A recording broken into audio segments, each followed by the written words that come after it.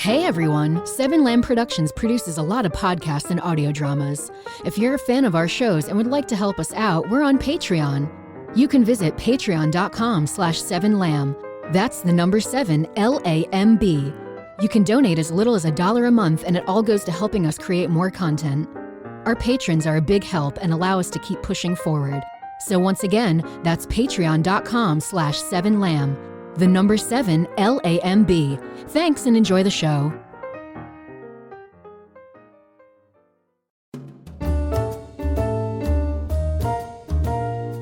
Seven Lamb Productions presents Atlas Avenue B. Case 3, The Gold Hawk. Part 15, A Lucky Hand.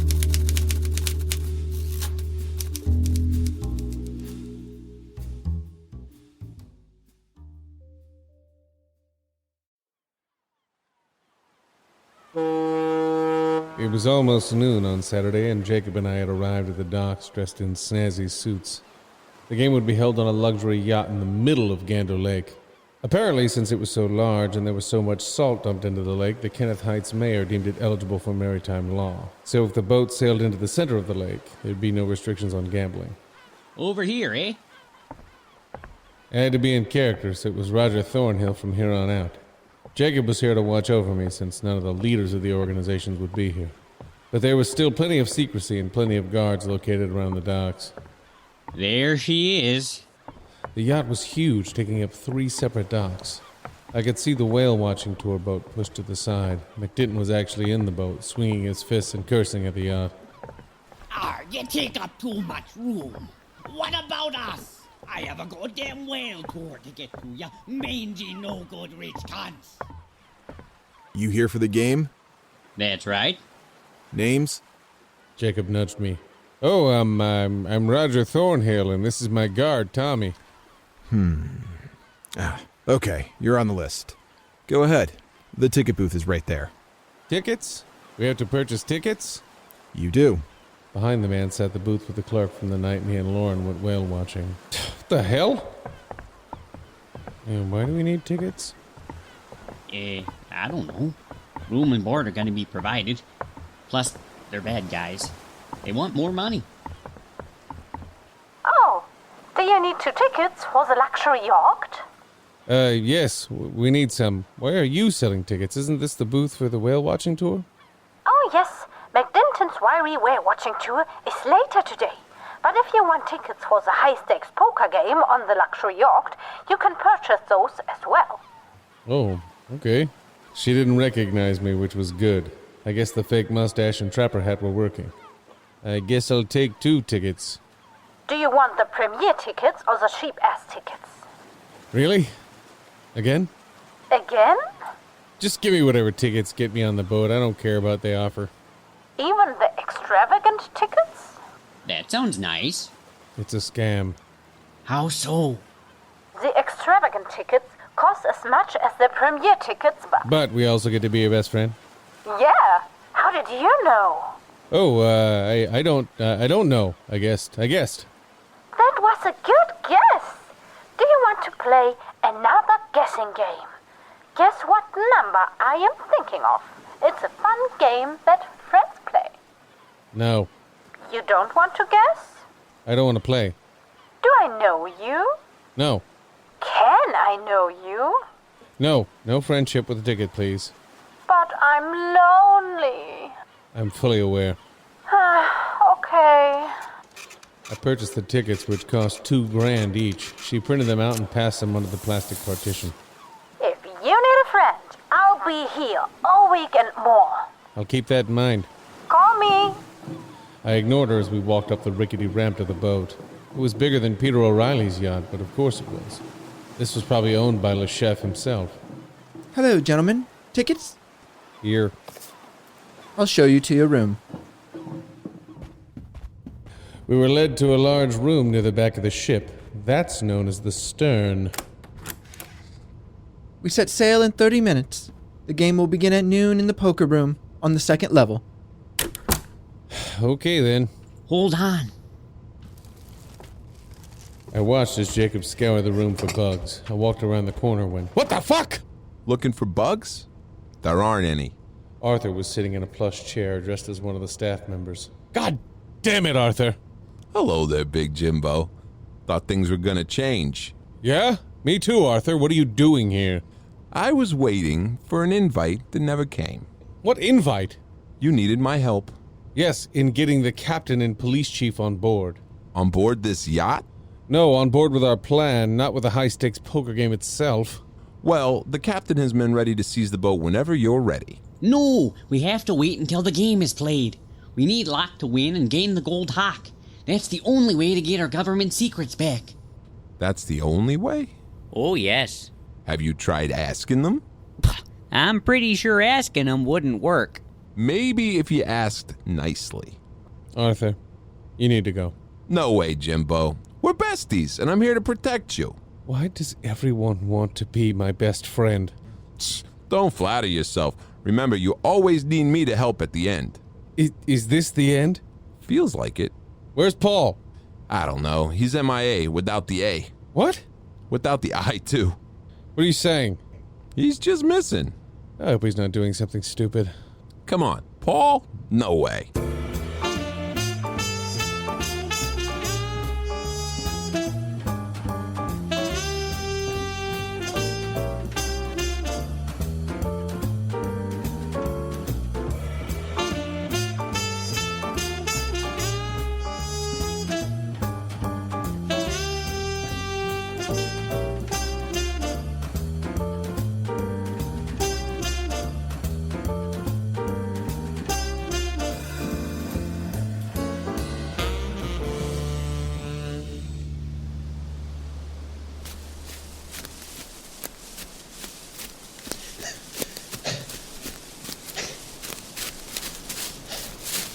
Where the fuck am I? I ran through the woods, and this time not to grandmother's house. I was completely lost ever since I left Irish Town. Bethany shooed me away because she didn't want me getting involved, but the more I ran, the more I was sad. I wanted to help her. I wanted to help her fight the bad highwaymen, but how? How could I? There was no way. Oh, hey, a blackbird. Cool. Birdie, God damn it, come back here.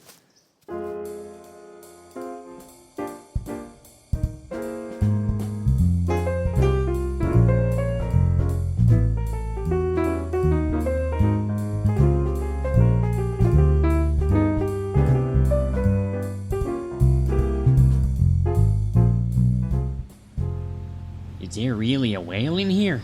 Yeah, it's fucking weird. We were on our way to the center of the lake. Hey, Jimbo. What, Arthur? I gave up on Arthur. If he wanted to stay, fine, but he needed to stay out of my way. I'm gonna survey the ship. That means look around. I know what it means. You see this? He held up what looked to be a tiny radio. There was a small red button on it. This is a locator, so the captain can send reinforcements when we need them. You just give the signal and beep boop. I press this button. Don't press the button. I know. Not till after your game. It's almost noon now. We need to make our way back to the poker room. I'll be around. And Jimbo, remember, they wouldn't call it poker if it was easy. Whatever the fuck that means.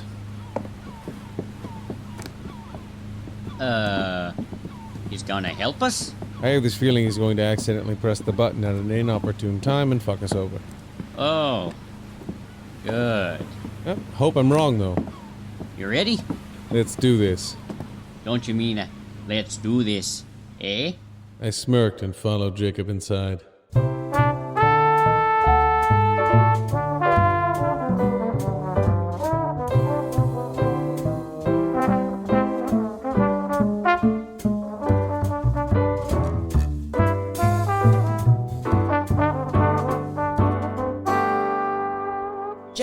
Gentlemen, fucking gentlemen.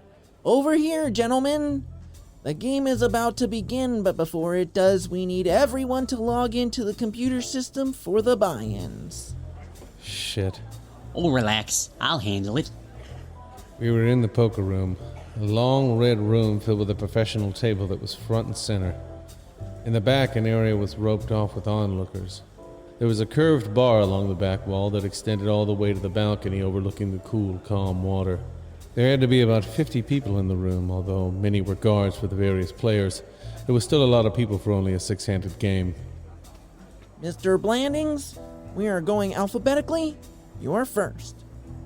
Jim Blandings was a man playing for the Italian mob. He was heavy-set with a pencil-thin mustache. He wobbled over to the computer set up in the corner of the room. He had several of his bodyguards blocking him so no one could steal his information. You feeling okay? You want me to get you a drink?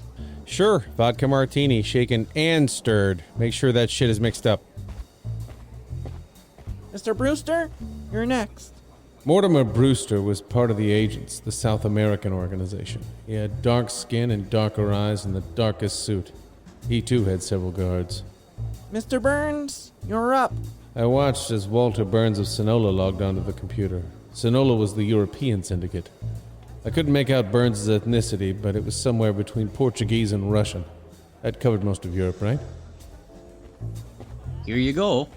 John Roby? Jacob handed me my drink as John Roby walked past. He was tall and chiseled. He wore sharp black sunglasses and an Apple Watch and looked like a pompous ass. He was apparently the double agent for SMUSH. Now we need Mr. William Rutland. A short, red-headed man walked over. That's the new man for the Irish mob. I hope he's more Irish than Antergard. What the fuck is wrong with this piece of shite? I put him a damn code. One moment, sir. How's that? Better. You know, I'm looking around and all these people have multiple guards and all I have is you. Mr. Lynx offered security, but we don't want anyone else. Mr. Thornhill, it's your turn. Mr. Thornhill? Oh, yeah, that's me, eh? Let me handle this. Okay. Oh, sir, you have to do it. Your guard is not allowed to interfere. What? You have to input the code and transfer the money yourself. Only one person from each organization is allowed, and it must be the player. Shit, what do I do? Here. Jacob slid me a small USB drive from his pocket. Plug this in when you access the account. Where are the plugs? What? The outlet. Where do I plug it in? I don't see a socket. It's not a fucking outlet plug. You plug it into the computer. The drive, right there. 5 seconds, and then unplug it. Which side is the top? You won't know until you try plugging it in. And trust me, the first attempt is always wrong. Gentlemen, is there a problem? No one was paying us any mind, but I was perspiring out of every single pore. Jacob, what is the access code? How do I transfer money? I hate fucking computers. Here, Mr. Link sent me this. He handed me his phone and walked away. The screen was open to some notepad thingy. It was a 10-digit code with a router number.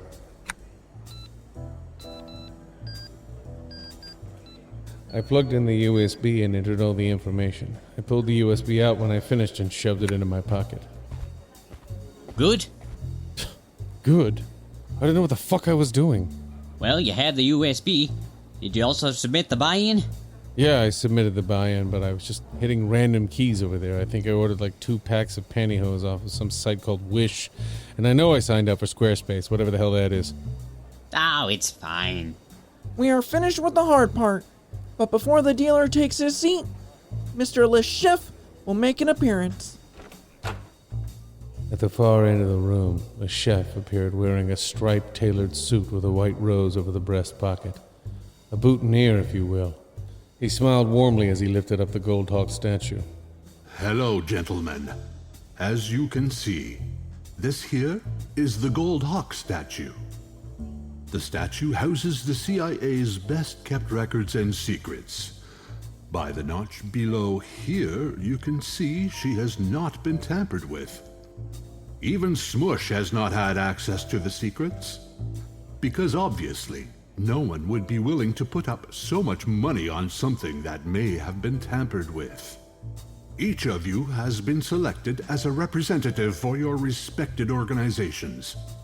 The man who comes out on top will be highly regarded by his peers and superiors for certain. Le Chef walked over to a glass bubble behind the table. He opened it. Here is where she will stay until later tonight when we have deemed a winner. Good luck, gentlemen, and remember to play with class. We may work for the criminal underworld and be classified as scum by some. But remember, the only true loser here is the CIA.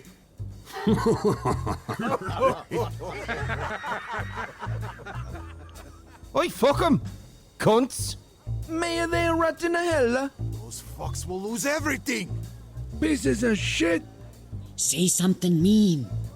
Oh, fuck 'em, eh? How's that? Fine. Let's begin. Dealer may take your seat. Everyone may now take their seats. I walked over to the seat labeled Thornhill. That's when I realized I was sitting across from John Roby. The SMUSH double agent was the main man I had to watch out for. Okay, gentlemen, over here, fucking gentlemen. The game is No Limit Texas Hold'em. Blinds will start at 5 and 10,000. There are no rebuys. The dealer will now deal for the button, and the game will begin. Good luck. I took a deep breath and waited for my cards. For some reason, I thought about my dad. I would need to use everything he taught me. Everything.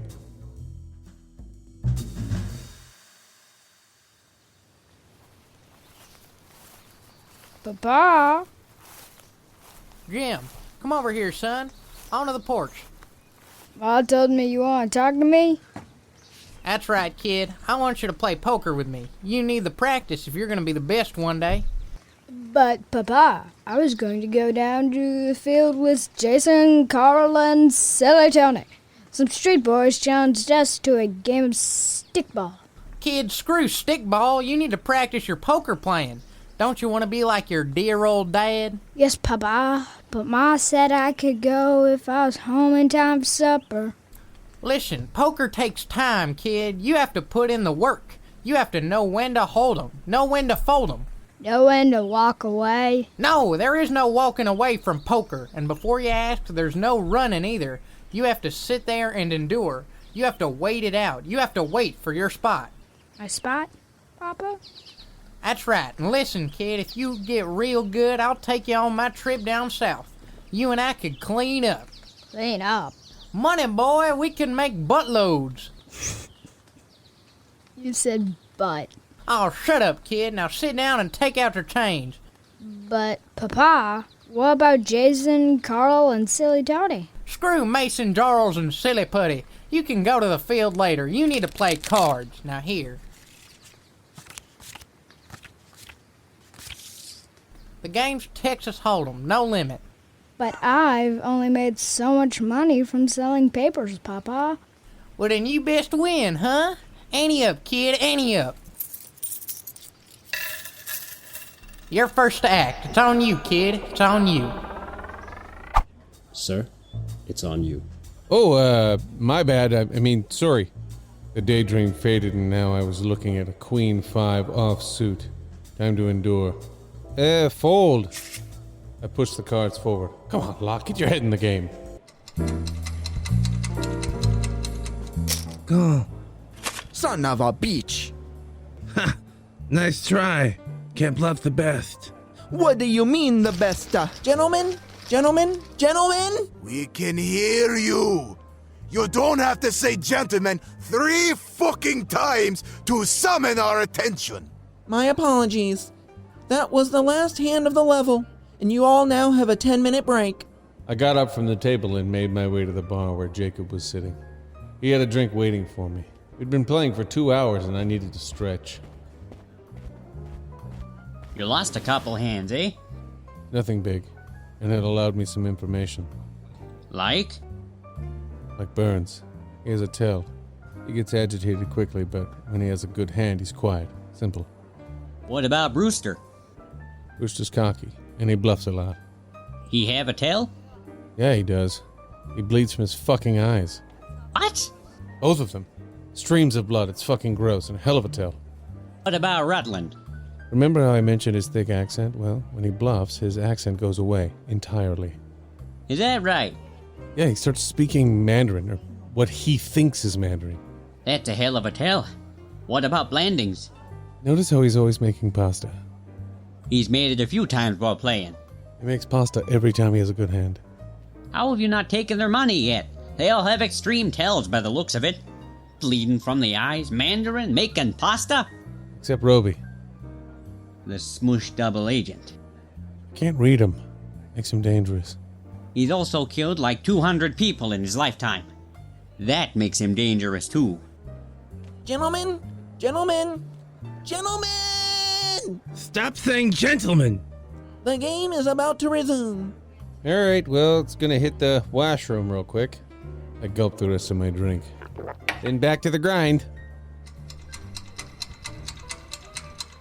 All in. Wow.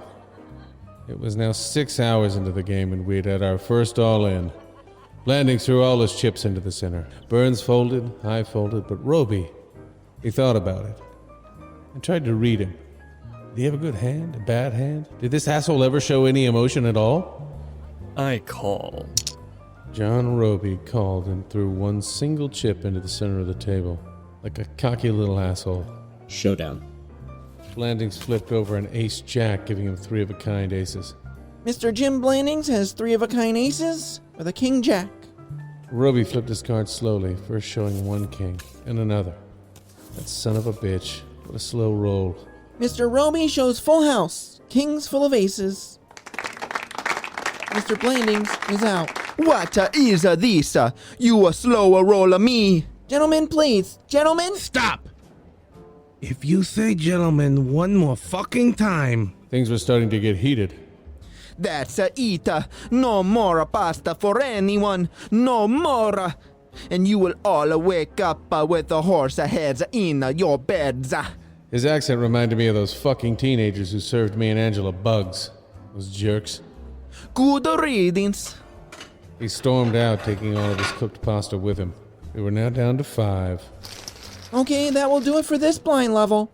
There is now an hour for dinner. There is food on the main level, or you may order room service.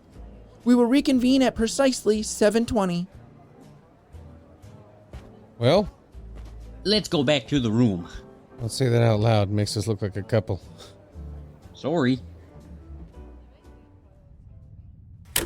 When I got back to the room, I loosened my tie and went to the bathroom to take a huge nervous shit.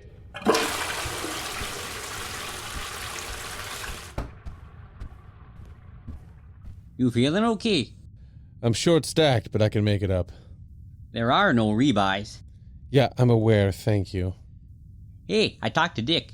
You did good. USB worked. It's gonna take him a while, but he'll be able to trace all the buy-ins to the separate accounts. Good. I went over to the mini-fridge and grabbed some vodka. I chugged. Easy there, buddy. Relax, guy. Okay, friend, just saying. I want to order some room service. You want anything? No, I'm good. I'm full from all the fruit and the mixed drinks I ate earlier. That was dinner? You played for 6 hours. I grabbed the phone and dialed. I was starving. Hello, yes, I'd like to place an order. Can I get a steak, medium rare, with a side of green beans and... What are you doing? Ordering food. You're Canadian. Order something Canadian. Oh, come on, I don't want any more poutine. You could blow our cover. Why don't you just order a Big Mac or a chili dog with an American eagle on it? Listen, I have a mustache, I'm wearing a fucking trapper hat which does not match my suit, I fucking have long gloves on like a discount Rita Hayworth, and I said sorry 50 times during that game for things that weren't my fault. How much more Canadian do I need to be? Don't blow this. We're close. Fine. Yes, sorry about that. May I instead order a smoked meat sandwich with fries and a Naniano bar, or however you pronounce it. And yes, if you can drench the whole thing in maple syrup, that would be swell. Happy? Yes, thank you. He settled back onto the couch. I sat up and grabbed another vodka. Don't drink too much.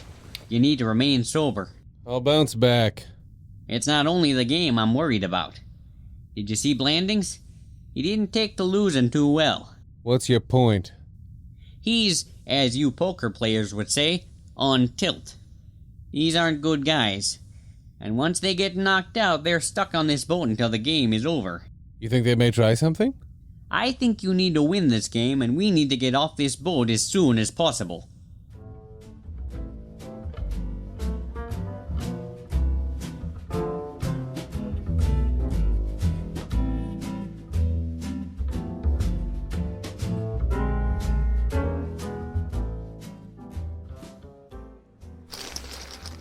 Son of a bitch! You'll pay for that! With your money. Fucking bullshit. Fucking river. Always the damn river. Walter Burns was out. Sonola's chance gone. He left the table and quickly exited the room. He was the second person to be knocked out at this level. Mortimer Brewster of the Agents was gone too, courtesy of Roby. Each time a player left, they would return an hour later to watch the rest of the game, but they obviously weren't too happy to be sidelined. You're a lucky man, Roby. Luck had nothing to do with it. I knew my chances. It hit on the river. I had 21 outs. I like those odds. It was down to me, William Rutland of the Irish Mob, and John Roby. I'd gained some ground and was now second in chips after Roby. Rutland was bleeding chips. The next hand was dealt out, and Roby instantly mucked. It was now just me and Rutland. Rutland pushed all of his chips in on a small blind. Shit. Come on in. The water's fine. I looked down at my cards. Once again, I thought about my father's lessons.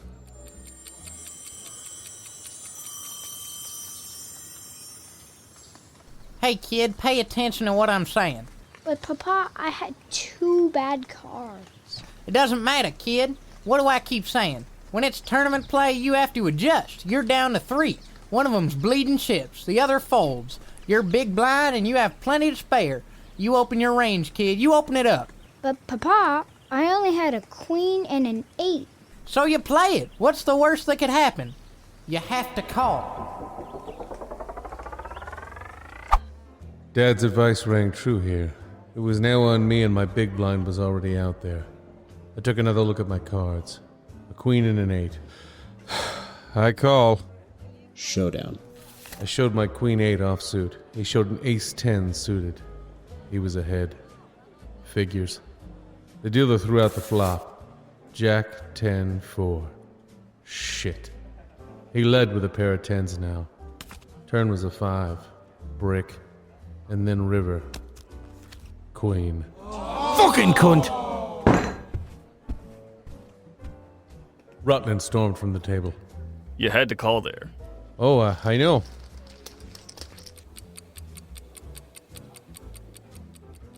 Shit. I fold. Roby had won another pot. But that was okay. We were pretty even right now. Chips were being passed back and forth. I only needed to wait for my moment.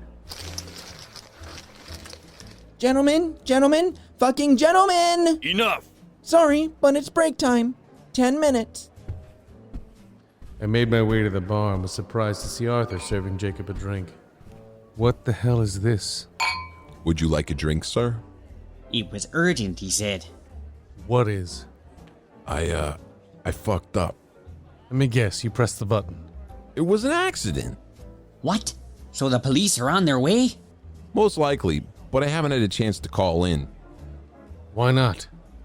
I'm blending in. I took over bar. I can't just leave. It'll look suspicious. Seriously? Yes. Now, would you like a drink? Definitely. Now. We have a special on daiquiris. I want a whiskey, neat, and 2 ice cubes. No vodka martini? Not now. Coming right up, sir. Well, you said he'd do it. Oh, I'm not really shocked. You need to hurry this game along. If the KHPD arrives before we get the Gold Hawk, they'll know it was a setup. Plus, maritime law applies here, since this is international waters. So fucking weird. No matter what your captain or chief of police believe, they won't be able to make any arrests. Here you go, sir. Arthur, how much time do we have? Not much. I downed the drink in one swift motion. Ahem. What? It's customary to tip the bartender. Here's a tip. You fucked us. I meant money. I walked back to the table and sat. Sir, you still have 5 minutes. I'm ready to play now if Mr. Roby is. I'm ready when you are. Bypass the break. We're ready to play. Yes, sir.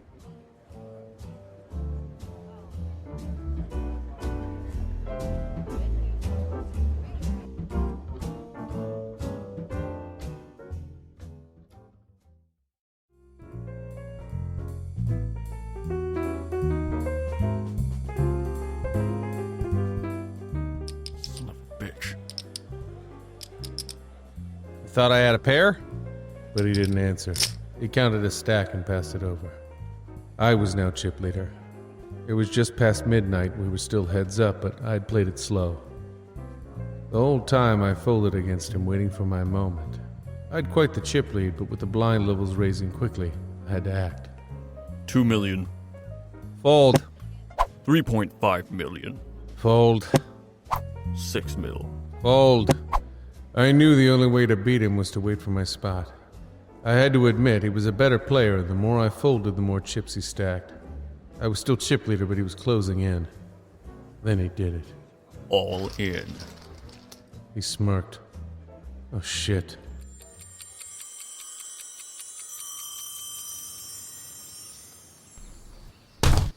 Give me another drink, kid.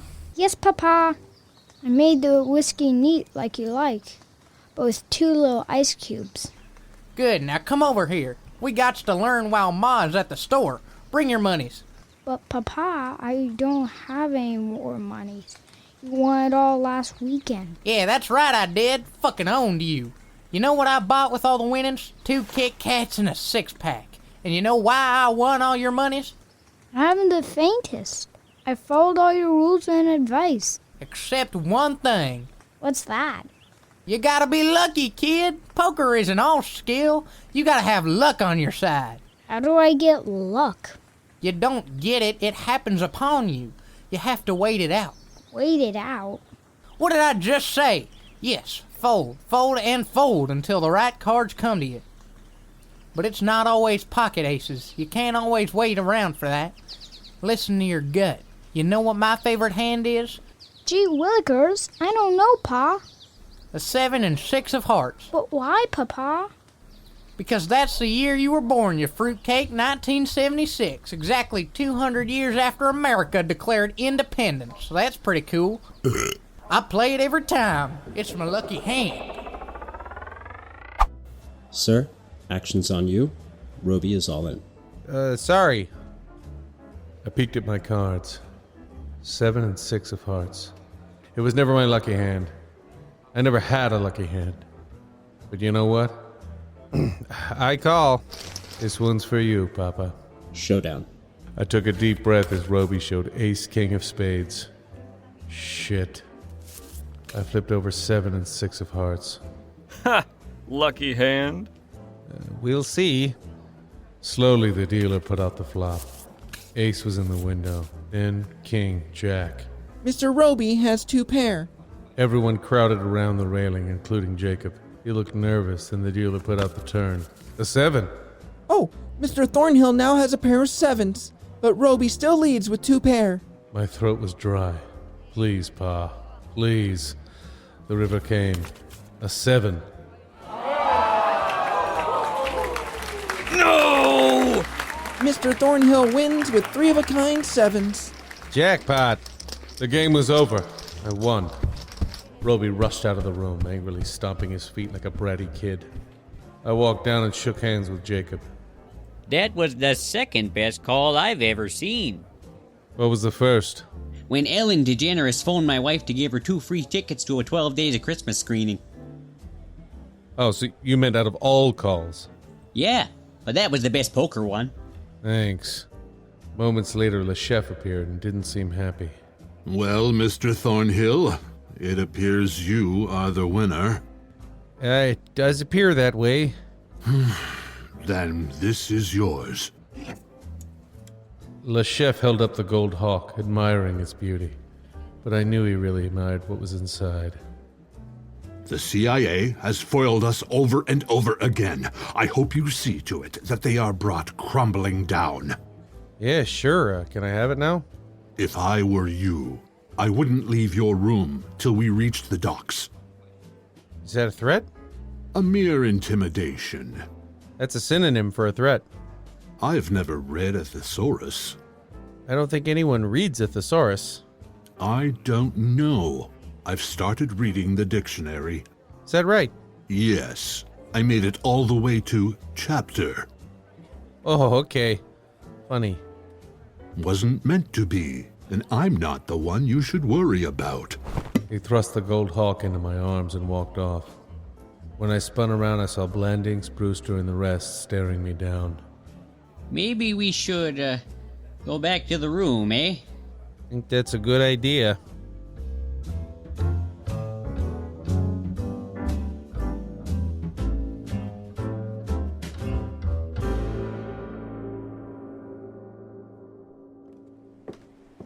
Why isn't the boat heading back yet? The game's over.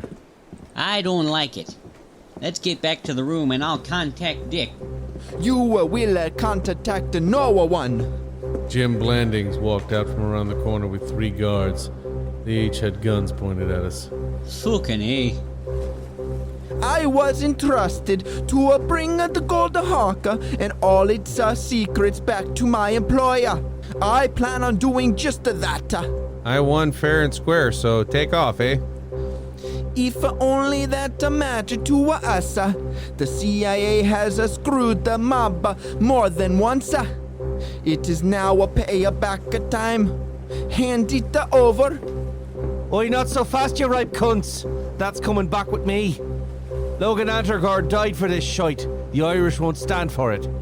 William Rutland had his goons come out from behind Blandings and his men. I guess I'll take some of the action. I spun around to see Brewster and his men walking up, guns ready. Sonora deserves that more than anyone! All of you can back off! Up the walkway came Burns and a few guards. This deck's getting a little too crowded. Hand over the Gold Hawk! Now! Everyone was here except Roby and Le Chef. Ah, shit. You think it's a fake? No, but I think they planned for this to happen. Enough of your talking. Hand it over. Fuck you! Give it here! The thing's mine! Like hell it is! Don't you see? This is what Le Chef wants. We all fight and die over it, and he's able to take it back. Bullshit! It's actually pretty ingenious. Even with Roby losing, it doesn't matter. We all turn on each other, and he takes it anyway. We're not buying it. Fuck this! We spent millions buying in. The thing's ours. We all spent millions buying in, you fuck. It's ours. Oi, if you don't hand it over, I'll blow a hole in your head so big it won't even be there anymore. My head? That's right. Then it's not really a hole, is it? Give it here, you ripe cunt. Men, take it. Hey, Big Jimbo. Everyone stopped. I looked up and saw Arthur on the deck above us. He was pointing out into the lake. Help's arriving. In the distance, several police boats were swarming. La Policia! Relax. They don't have any jurisdiction as long as the boat stays put. Hand over the Gold Hawk. Take it from them. Arthur! Yeah, Big Jimbo? Catch! I threw the Gold Hawk up right into Arthur's arms. What do I do? He's got the Gold Hawk! Kill him! You run, Arthur! You run!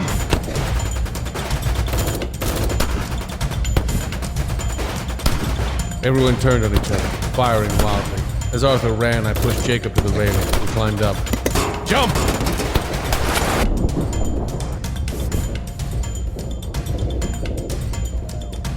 I surfaced to see the firefight above us.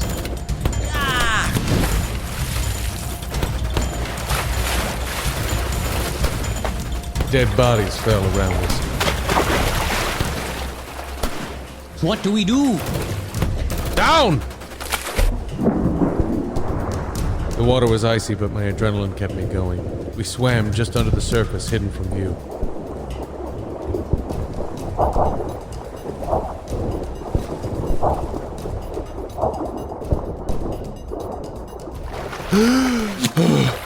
When we popped up, we were by the back of the boat.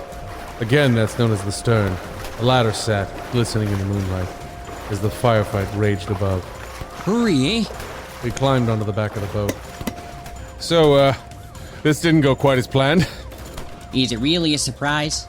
Members of the most ruthless criminal organizations from all of the world spending millions to play poker on a boat in international waters in an effort to bring down the CIA and American government, and we expect them to abide by the rules and a gentleman's agreement?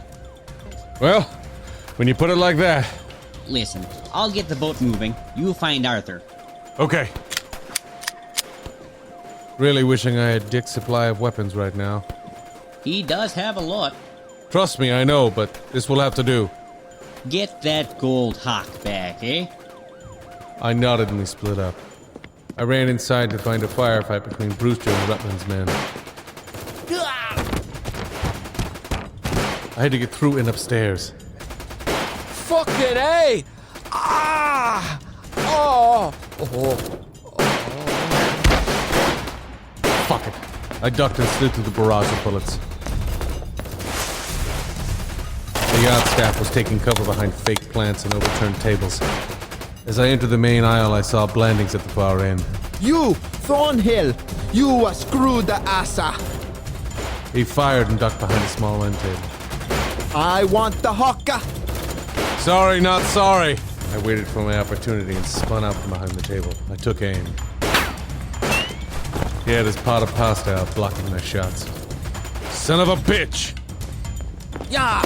He threw the contents. Red sauce hit my eyes, causing me to fall back, momentarily blinded. I could hear him charging. I couldn't see, but damn it if this sauce wasn't tasty. Ugh. I cleared my eyes as Blandings pounced. You will pay for this.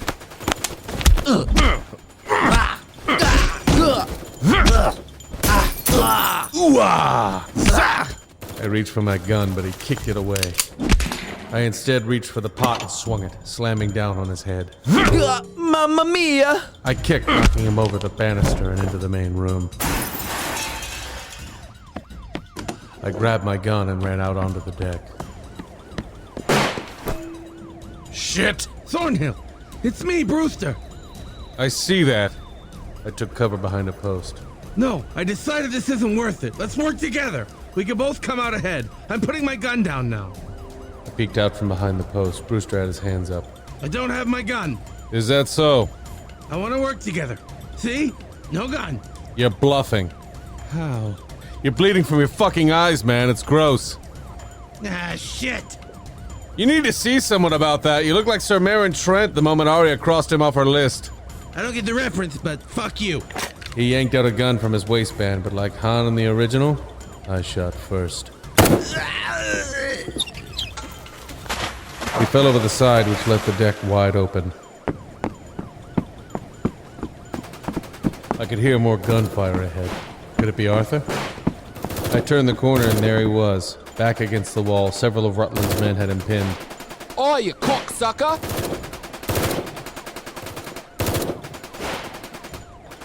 Arthur! Jimbo! I still got the gold hawk! Good job, head this way. I'll give you cover fire. I waited for Rutland's men to reload, and I made my move, firing randomly across the boat so Arthur could run over.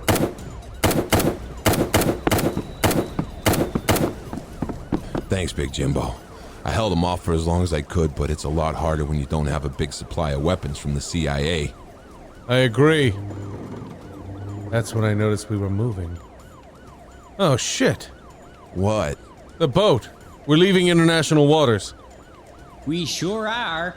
I looked up to see Jacob on the navigation deck above us. He jumped down to our level. Police will be able to intercept in a few minutes, but we have a bigger problem. What's that? Roby and the chef escaped on the jet ski. Can we catch them? I don't see how. Unless you can somehow secure a jet ski or some kind of speedboat.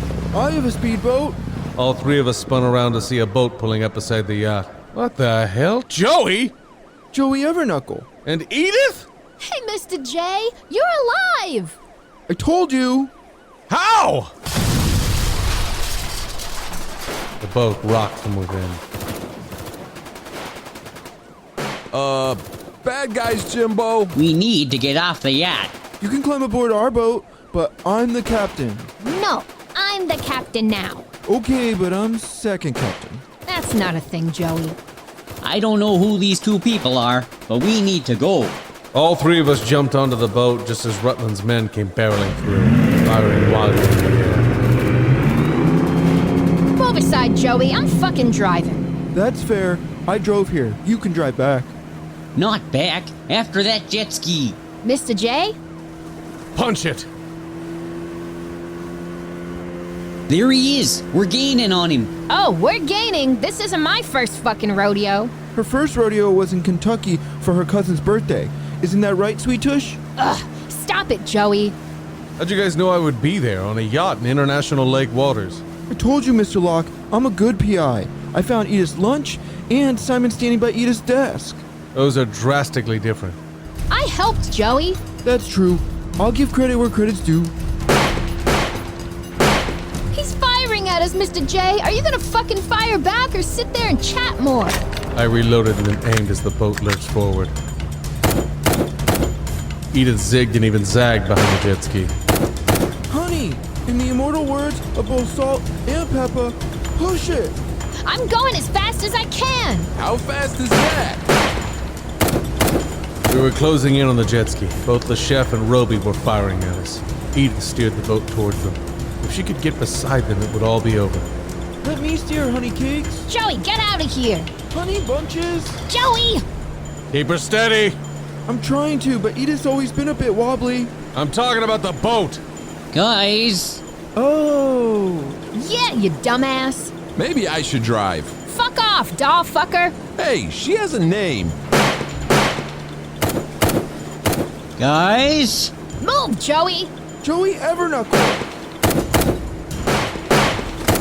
Guys! Jacob pointed to the large pontoon boat ahead of us. The chef and Roby were so busy worrying about us, they didn't see the boat either. Edith! But it was too late. Shit! The boat hit the side of Le Chef's jet ski and both vehicles went soaring into the side of the pontoon. Shit! Fuck yeah!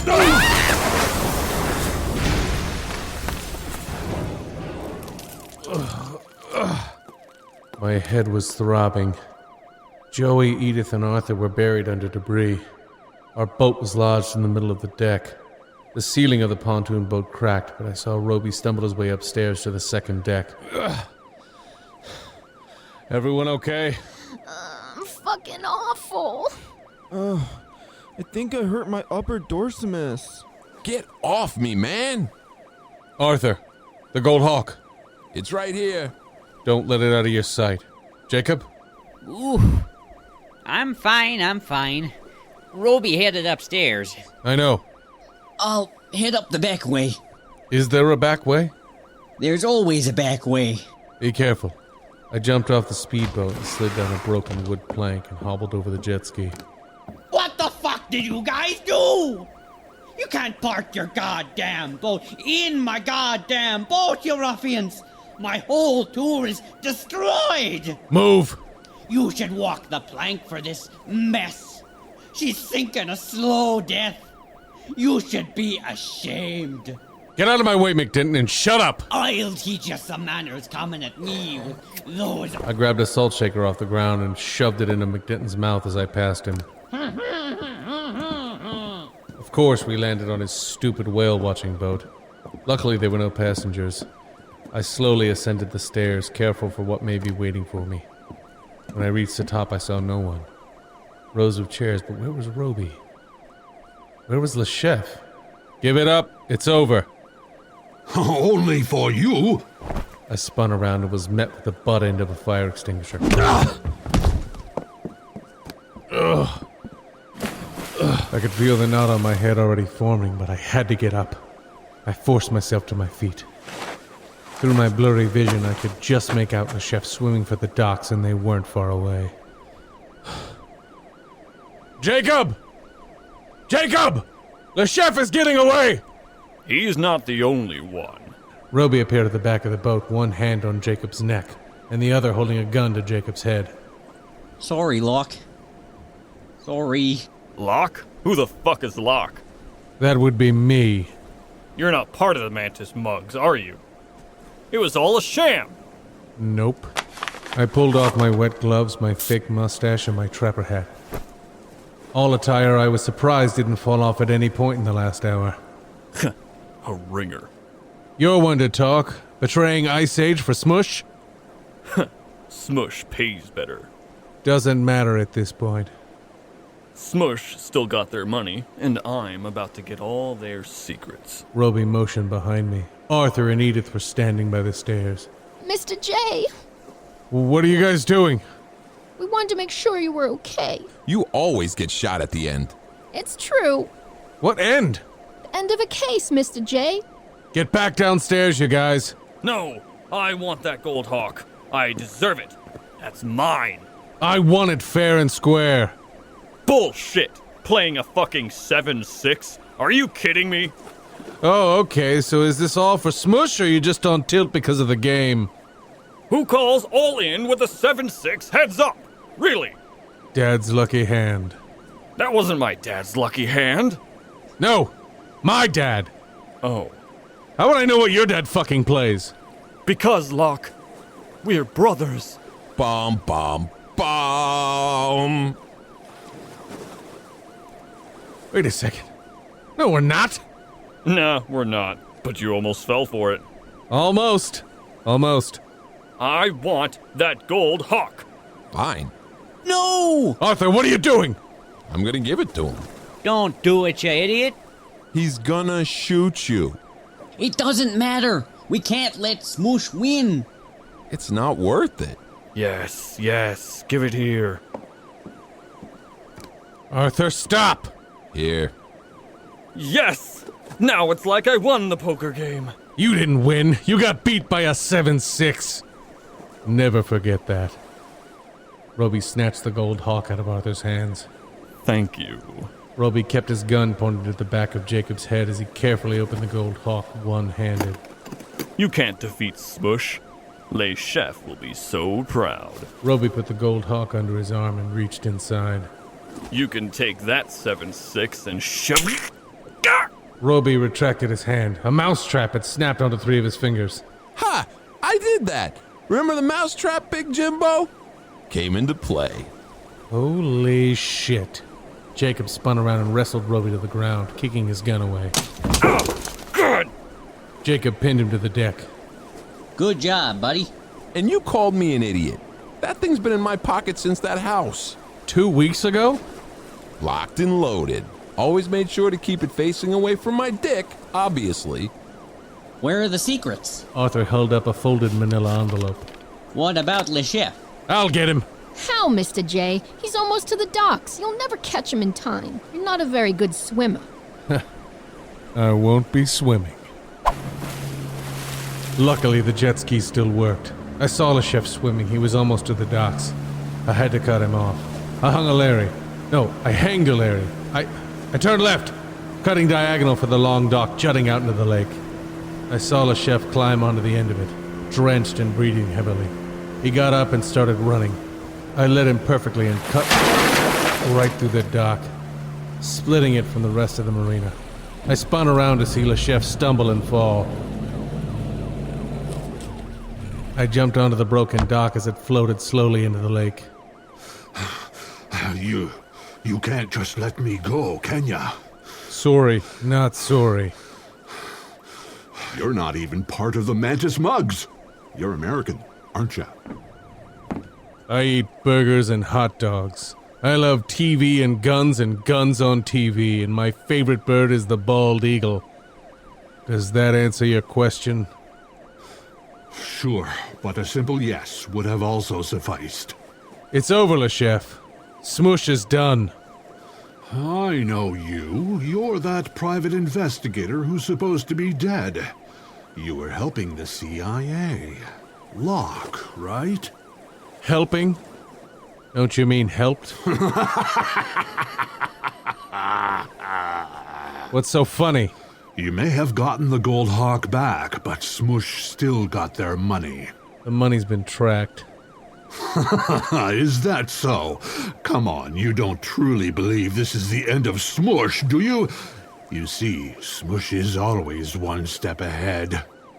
Not this time. No? The chef motioned to my chest, just above my poppy pen. A tiny red laser dot. Shit. Ah! I was hit. Right through the shoulder. We have people everywhere. As Le Chef got closer, I couldn't do anything but crawl. My gun had fallen into the water. Edith and Arthur were right. I always get shot in the end. The fuck was that about? You didn't bring down SMUSH. No one can bring down SMUSH. I turned onto my back to see Le Chef no more than 5 feet away. He aimed his gun right for my head. You had a lucky hand in the game, but it looks like your luck has run out. What the hell? I suddenly felt something underneath the dock. The water rippled, bubbled, and with a blast of cold water, the whale emerged. It broke the surface, sending the dock reeling. I hung on as it spun, but it didn't matter. 3/4, or more accurately 4/5 of the whale rose into the sky above me, lurching over the dock and coming down on top of the ship with a crash. No! The whale crushed the chef. I was thrust back into the water. My arm was killing me. I had trouble staying at the surface. I really needed to figure out a way to not get shot so often. Although I could also stop taking on crazy cases, but for now I needed to concentrate on getting ashore.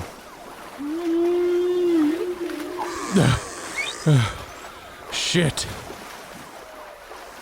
I couldn't stay afloat. Blood was pouring out of my wound and I felt weak. Come on, Locke. Almost there. But I couldn't make it. I sunk below the surface, unable to get a good final breath, and let's face it, it would be final. As I sank towards the darkness of the surprisingly deep lake, I thought about the she-devil, me, Lauren. But suddenly I stopped moving. Was I at the bottom of the chilly abyss? But then I was lifted towards a white light. Ah, fuck, I'm dead. But why was I still surrounded by water? And wait a second, that light was the moon. I took a deep breath as I broke the surface. That's when I realized the whale, Georgia, had lifted me up and now she was pushing me towards the shore. I couldn't believe it. Once I reached where it was shallow enough, Georgia pushed me forward and made her way back into the lake depths. I felt the mushy ground.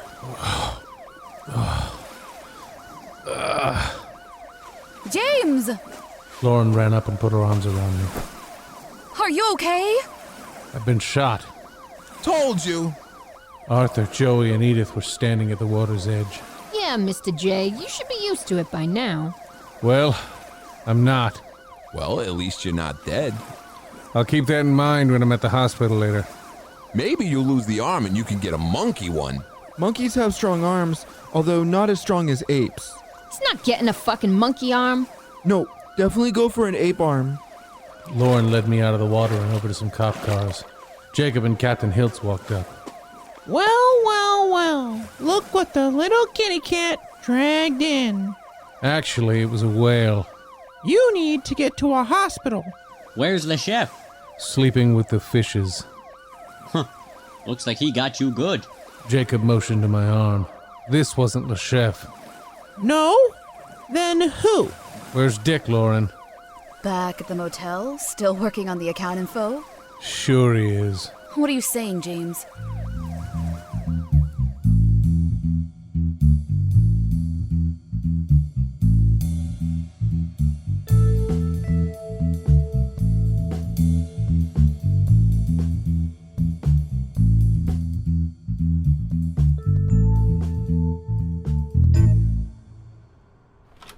Dick? But he wasn't here, like I expected. Well, where is he? Maybe he went for a walk. Don't you mean a roll? We searched both rooms. Nothing. I knew it! I don't get it. Why would he set you up? Maybe he's jealous of us being besties. Or maybe he didn't want me in this poker game. Maybe he wanted SMUSH to win all along. So the money... Probably gone. At least we have the gold hawk. You got it? We all spun around to see Dick sitting in his chair in the doorway. Where were you, Dick? And I'm not using that as your name. He's calling you a dick. I understand.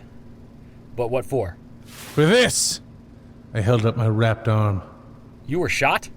That's right. I got shot by a fucking dick. And I ain't talking old-timey detective. Arthur, arrest him. You got it, bestie. Arthur ran over and put Dick in handcuffs. Hey! Wait a second! And rolled him on out. Hey! What are you doing? You got the wrong idea! Hey! Wait! Hope you're right about him. He set me up, but he failed both times. Come on, James. Let's get you to a hospital.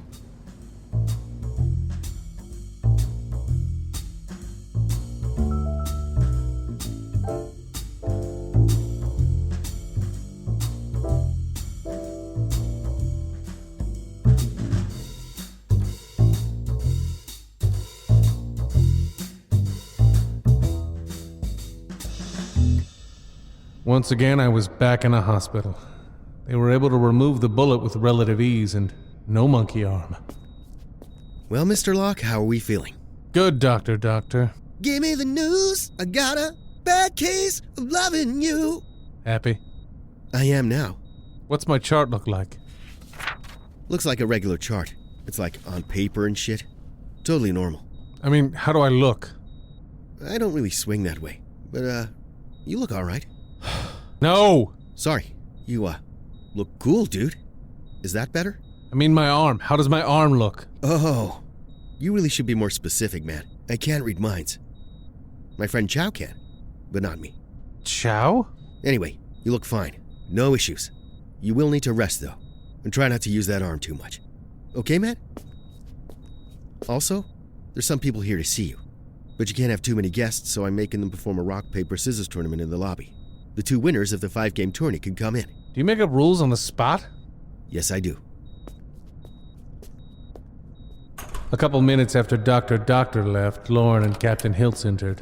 Hi, James. Well. Wait a second. You two won rock, paper, scissors? Arthur was the toughest. And that one kid kept throwing out rock. Joey Everknuckle. How are you? I'm fine. What happened with Roby and LeChef? They shared a look of concern. Roby's in jail, but LeChef, they never found his body. What? Do you want me to speak up? No, I heard you. I'm in shock. They're dragging the lake, but nothing's turned up. They're thinking of checking inside the whale. Oh, come on! There's no body. What about the Gold Hawk? Jacob took over. He's gonna meet me here, and then we're meeting the heads from Langley. We'll personally deliver the microfilm. And Donald? But Lauren just lowered and shook her head. I could tell she was once again fighting back tears. Lauren. It's okay. I'm okay. Jacob said he'll help, and I'm sure the brass at Langley will too. Exactly. Don't give up hope. I won't. Well, I'm gonna take off. I wanted to come down here and thank you again, Locke. You're welcome. Keep looking for that body. We'll find it. And if you need anything, don't hesitate to call. Arthur. Lauren came over and sat on the bed and stroked my hair. I truly am sorry. Don't be, Jim. You helped tremendously. Yeah, but we can find Donald. I can help if they can still trace the money. Dick did. He did? That surprised me. Why would he if his whole plan was to set me up? Did I have it wrong? Well, then they'll locate the organizations and we'll question every single one of those. No, James. You've done enough. Now it's time for you to rest. I'll find Donald. But I want to help you. I'm sure you do. She got up and made her way to the window. She peered out at the slowly falling snow. What is it about him? What? Donald. Was he that much different than me? No, he wasn't. Then what is it? And don't say the fucking coats. You two are very similar. You both are hardworking, handsome, sweet. You have kind hearts, and that's what hurt you. Hurt me? You and Donald. You both got let go in similar ways. You just handled it better than Donald. Really? When Donald was let go from the CIA, he was angry.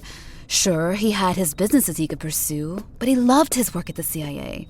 He wanted to bring down SMUSH as much as I did. We had a common goal. But that all left when he got let go. He was hurt, angry. Then why come here? I pushed him. You pushed him to come to Kenneth Heights? What about his coats? That was a cover to get us here. I convinced him to help Dick, to help Simon and Byman. They needed help. We knew more about SMUSH than anyone. Plus, you were here. And you needed my help. We needed a good poker player. Donald was against involving you. He was worried? Oh, he was jealous. Like you. Something else you two share in common. Oh, cool. So then what made you fall for him harder than me? I don't know. I couldn't look back when you and I split. And Donald, he needed me. Especially after being let go.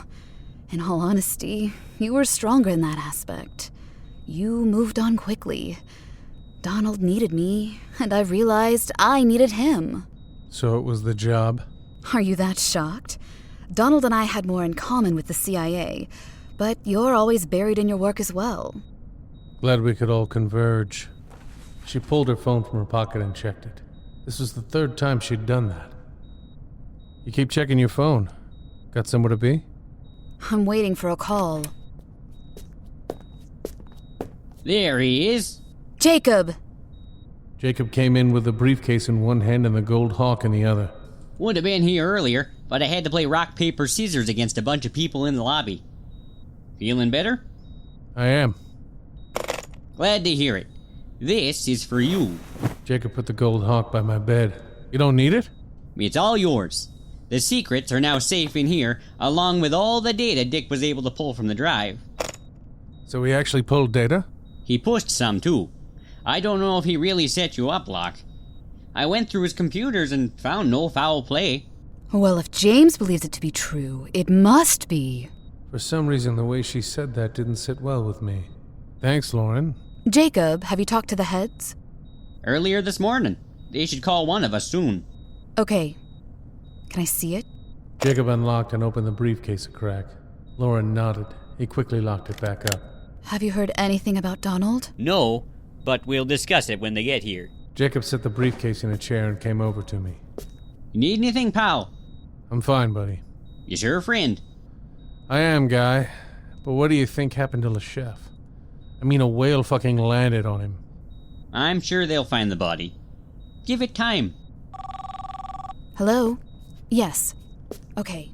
We're at the hospital right now. Yes. The police are taking care of the yacht right now. I believe they towed it in. While Lauren talked on the phone, Jacob came over and looked at my arm. You're lucky. Or is it skill? Poker skill. This is luck. Well, when they finish with that, we'll know. They're dragging the lake as well. We believe they'll find the body. Okay. Yes, we'll be ready. Thank you. Langley? They'll be here in 15 minutes. Okay. So, since we have some time, does anybody want a soda or something? 'Cause I'm gonna go up to the machine. I thought maybe I'd get somebody something. If you guys want anything, of course. I'm okay. Me too. Okay. That was weird, right? What? She was talking like Newman in Jurassic Park right before he stole the dinosaur embryos. She did seem a little nervous. I wonder why. And she put on her coat. Why would she put on her coat to go to the vending machines? We stared at each other a moment, trying to comprehend. I felt my heart beat faster and faster. Check the vending machines. Find Lauren. What the hell was going on? When Jacob left, I slowly got out of bed and made my way for the briefcase. At least she didn't take it. But why was she so nervous? Who'd she talk to on the phone? But when I lifted the briefcase, it plopped open. Several documents and folders fell to the ground, but the microfilm in the manila envelope of government secrets was gone. She asked Jacob to see it, not because she wanted a quick peek, because she wanted the code to open the briefcase. No, Lauren. In the immortal words of Rivers Cuomo, say it ain't so, whoa, whoa. Locke. She's gone.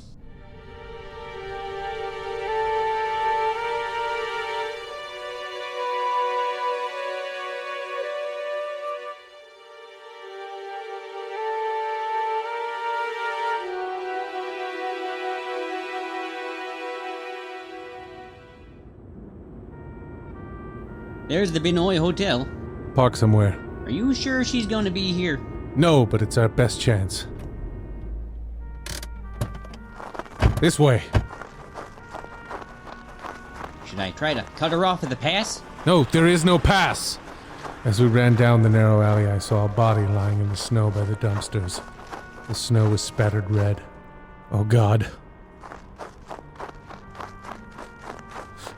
Lauren! I'm sorry. She was shot through the chest twice. Blood poured out. He took the secrets. Which way did he go? She raised her arm, weakly pointing. Jacob ran off down the alley. Damn it, Lauren. For Donald? They said it was the only way I would see him again. A tear slid down her cheek. Sorry. Truly. She caressed my cheek, but I knew she didn't have long. Her body slowly turned pale as her breaths became ragged. I love you, James. I always will. I love you too, Lauren. I promise to never call you she-devil again. Not even in my narrations. Thank you. She passed away right there, in my arms. I wanted to cry, but I was more angry now than sad. Fucking Andrew Wiseman. I saw him. He took off in some kinda, I don't know, some small automobile. I don't know what you call it. I'll tell you what you call it. An escape cart. He took off in an escape cart. We gotta get the car. We parked on the opposite side. There's no time. He'll get away. Follow me. We ran out onto the sidewalk. I quickly held a cab. No, I did not throw hard ice balls at it. I just raised my hand and whistled. See that cart? Follow it. Oh, no. You've got to be fucking kidding me. Please. What's going on? This is fucking Barry. He's a piece of shit, and apparently he now drives a cab. I need a job. You always get me fired. Just shut up, Barry. You get yourself fired because you're a goddamn grade A piece of human trash. Look, I don't want any issues. We don't have time to get another cab. Wiseman's getting away. Barry, follow that cart. You gonna yell at me the whole time? Follow the fucking cart! Yeah, man, follow the cart, you cunt. Sorry. I know you're all Canadian and stuff, but don't apologize to this piece of shit. Really? Yes, really, Barry. I'll make you a deal. I don't want a deal. Shut the fuck up. I'm talking. I'll make you a deal. You catch up to that cart. I won't get you fired. Yeah? Promise? Just go, you fucktard. Go, man. He's getting away. Go, go! Okay. Where is he? There he is. He's turning right. Turn right, you stupid bitch. Yeah, what are you waiting for? He's an idiot. Like, seriously, he's the worst human being. Can you please? Shut the fuck up! While Barry completely sucked as a human being, he was able to catch up to Wiseman. The cart pulled into a vacant garage. Stop here. I can't. There's no parking. Stop the fucking car, Barry! God damn! Oh, this guy. See? There. Happy? I'll be happy when you're dead. Jesus. I'm going in, Jacob. Alone? Yes. See if there's a back way. There's always a back way. Call the KHPD. Get them down here stat. Barry? What? Guard the entrance. Don't leave this spot. No. I'm not gonna be a part of this. Will you stop being such a fucking drag, you asshole of epic proportions? Seriously, buddy. I don't even know you and you're driving me crazy. He doesn't stop. Okay, fine. And drop the attitude. If you're not out in 5 minutes, Locke, I'm coming in to get you. Wouldn't expect anything less.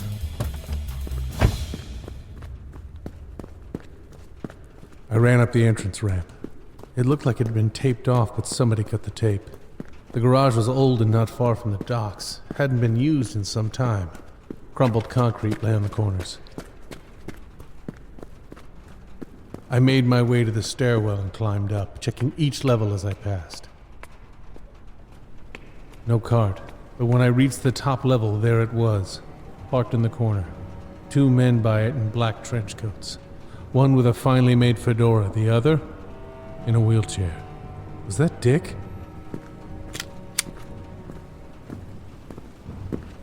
Hello, gentlemen. Ah!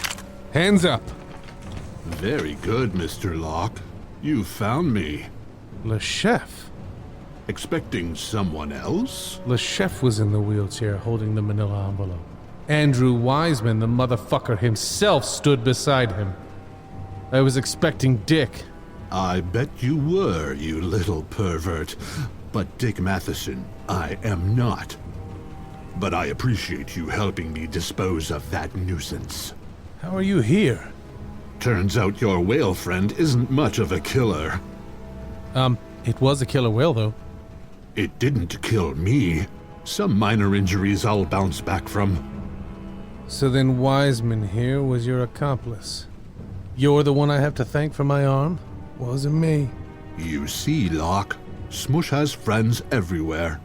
You really think that Roby was our only double agent? We were going to get the secrets one way or another. And thanks to your ex, we were able to acquire them after your horrible 7-6 call. A lucky hand, perhaps, but still a good call. Okay, Doyle Brunson. That was a Negranu play, and you know it. Hardly. Let's go, Wiseman. I'll shoot you where you sit. He's bluffing. I'm not. You killed Lauren. You'll pay for that. I may have shot her, but I can assure you I didn't kill her. Then who? But he only smirked. There's something you should know about SMUSH. SMUSH wins. SMUSH always wins. Just then, multiple men dressed in all black and bandanas appeared from the stairwell. Just like at Dick's hideout. They carried machine guns all pointed at me. Lauren wasn't the double agent. She wanted to end SMUSH. And while she lied multiple times, I don't believe she would have helped you, and she definitely wouldn't have shot me. And if Dick wasn't your accomplice, then who? That's when I noticed Jacob step out from the darkness of the shadows. Jacob? Oh, come on! Sorry, pal. But then I noticed the gun pointed at the back of his head. He got caught again. I need to start going in front ways. That's when I saw the man behind him. Donald. He smirked. Donald? That's right, James. It's me. But why? I mean, seriously, why? Why? The CIA fucked me. They fired me. After all those years, I was loyal to them, and they fucked me. What about Lauren? Lauren? Lauren was my cover. A beard, as you will. And Dick? I tried to stop Dick. Throw him off the trail. Didn't work. When we arrived, all I did was try to stop him and Lauren. But they were so persistent. And then Lauren comes up with a bright idea to involve you. Oh, he's such a great poker player. He's the next Helmuth. Please, you calling all in with a 7-6? It's not a bad play, heads up. Make all the excuses you want. So you set me up? Yep. And you set up Simon and Byman? Yep. And you lied about being kidnapped? Yep. All to get back at the CIA. And now Lauren's dead. She should have listened to me. Sadly, I had to change things up when you got involved. So really, it's your fault she's dead. Wow. Do you feel like shit now? Shut up, Le Chef. She loved you, Donald. She took those secrets because she loved you. That's why it worked. It's over, though. The cops will be here any second. Shut up, Jacob. You hear that? Our ride is already here. I looked up to see a helicopter coming around the tall bank building near the water. Any last words? Only for Donald. Yes? Your coats suck balls, you uncreative fuck. They're ugly, they're uninspired, and they're dull as shit. In fact, the only thing they're good for is snagging propellers and foiling evil murder plots. Well, if you believe you're going to take down our helicopter with a coat, you're gravely mistaken. I don't need a coat. Is that right? That's right. My confidence was warranted because Arthur stood at the far end of the garage with a rocket launcher resting on his shoulder.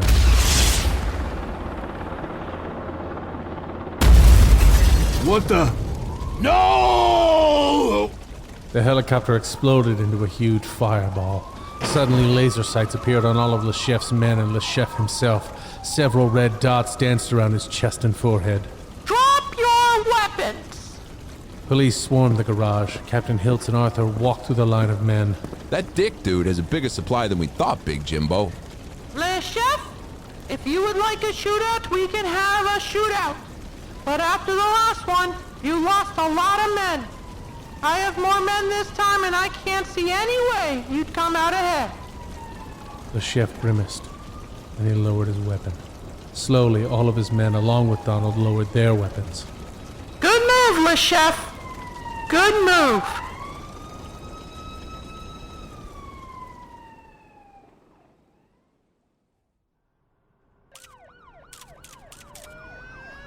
"20 minutes later, and all of LeChef's men were escorted away.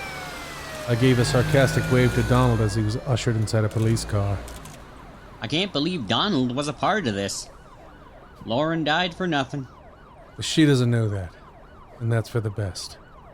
At least SMUSH is done. Lauren would be happy about that. Well, that seals it. They're all going away for a long time. I'd like to eventually talk to Wiseman. I have some unfinished business with him. I'm sure we could arrange something. Of course we can. The chief of police, Tracy Mills, sauntered up with Dick in tow. Mills. Locke. Dick. Locke. Mills. Jacob. Jacob. Dick. Arthur. What? Thank you, Locke, for all your hard work. You too, Jacob. We both nodded. I then turned my attention to Dick. I owe you an apology. It's quite all right. Who could have known Donald would be playing for the other team? He was gay, too? I ignored Arthur's question and shook Dick's hand. Well, I am sorry. No need. Luckily for you, Jacob called the KHPD just in time. He helped us secure more weapons, like this rocket launcher. It was in another abandoned house of mine. It came in handy. Hell yeah, it did. I'm gonna need it back, though. Can I borrow it for one more day? I got a nasty raccoon problem. No. Well, thanks again, everyone. Hopefully that'll be the end of SMUSH. It is. Good, now that we have some time, I'd like to learn more about this Byman fella. Like what? Mainly his name. Why Byman? Such a curious name. Mills, Dick, and Jacob all took off, leaving me and Arthur to stand in awkward silence. That is until Barry walked up. Hey, Locke? The fuck do you want, Barry, you overgrown twat? Hey! This guy again? Go the fuck home, Barry. I just wanted to know if everything was alright. That's it. I wasn't gonna do this, but I can't help it. What? I'm gonna get you fired. What's your license plate number? Oh, come on. Arthur? I'm already calling the cab company. 10 minutes later, the boss of the cab company showed up and fired Barry on the spot. We all laughed and Barry shuffled off, discouraged, like the loser he was. That felt great. You know, Big Jimbo, I think this is the beginning of a beautiful friendship. You know what, Arthur? I think I finally agree with you.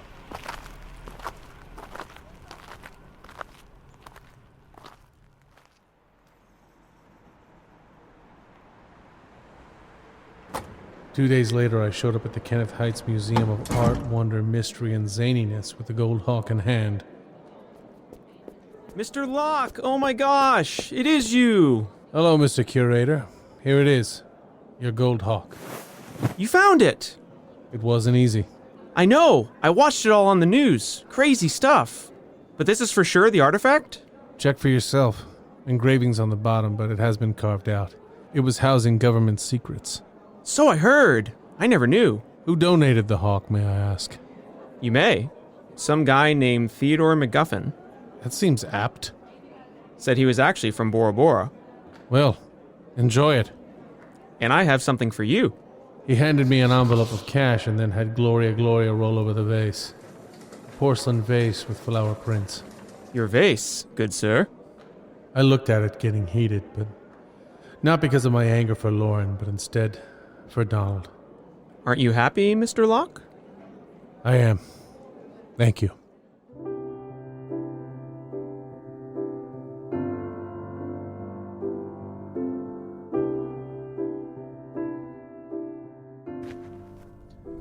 An hour later, I was back at my apartment, scotch in hand.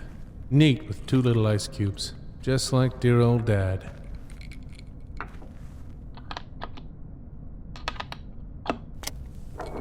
I put on a record and plopped onto the couch. As I sat there, sipping my drink and listening to the soothing music, I stared at the vase. I'd left it on the counter, making room by throwing some mail on the ground. As I stared, I noticed it wasn't so bad. In fact, it was quite pretty. That's when I made the decision to keep it. There's no reason to smash it. It made a nice addition to my apartment. I smiled and leaned back. It really was a pretty vase.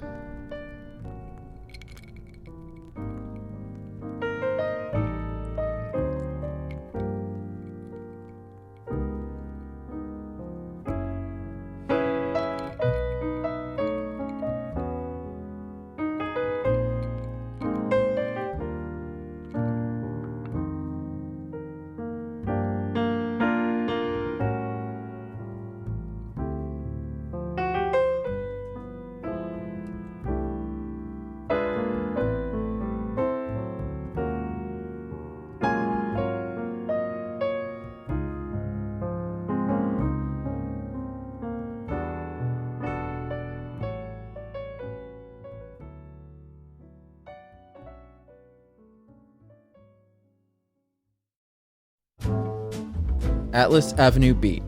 Written by Robert M. Lamb. Edited by Dylan Whitehead and Amber Simpson. Starring Jack Austin as Locke, Amy LeRae as Edith, James Sweezy as Paul, Ryan Messick as Arthur, Robert M. Lamb as Joey and Captain Hiltz, Corey Pettit as Lauren, John Hero as Dick, Luke Hurt as Jacob and McDinton, Jeff Leeson as Le Chef, Brett Wilkins as Donald, Sean Sullivan as Roby, Justin Stewart as Barry, Jacob Albrecht as Dennis, Locke's father, Dennis Caldwell as Mills, Mike Lenhart as Curator, and Lucas Webley as Dr. Doctor. Co-starring Melanie Kissel, Chris Dottoli, Ryan Gorian, Nick Engelhardt, and Sylvester Jeku. Music provided by Kevin MacLeod of Incompetech.com. If you enjoy this podcast, don't forget to rate and review. Also, check out www.7lamb.com for other podcasts such as this one. You can also follow us on Facebook at facebook.com/7lambpodcasts and on Twitter and Instagram at 7lambpodcasts.